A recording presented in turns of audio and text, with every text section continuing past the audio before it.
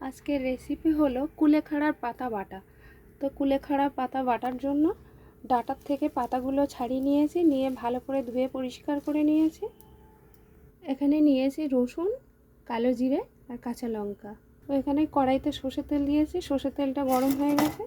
তো এখানে আমি দিয়ে দিচ্ছি রসুন ভাজার জন্য।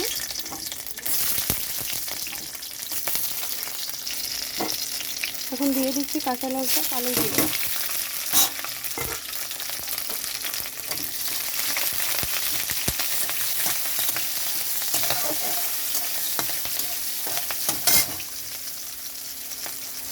এখানে দিয়ে দিচ্ছি কুলেখাড়ার পাতা, একসঙ্গে দিয়ে এটা ভেজে নিতে হবে একটু।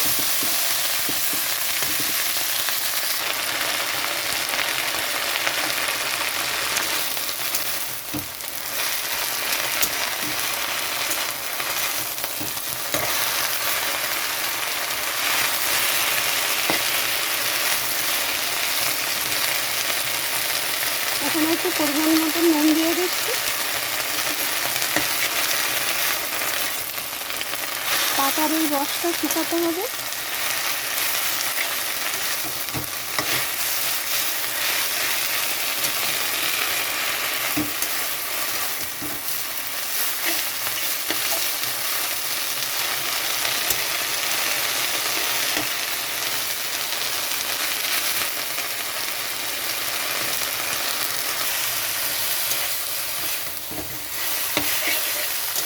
এখানে পাতার রসটা শুকানো হয়ে গেছে। এখন এটা নামিয়ে শিলবাটাতে বেটে নেব। তো এটা এরকমভাবে শিলবাটাতে বেটে নিতে হবে। তো আমি বেটে নিচ্ছি।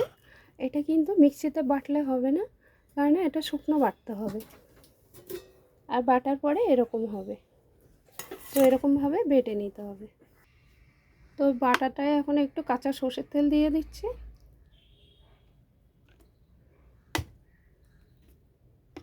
এখন এটা ভালো করে মেখে নেব।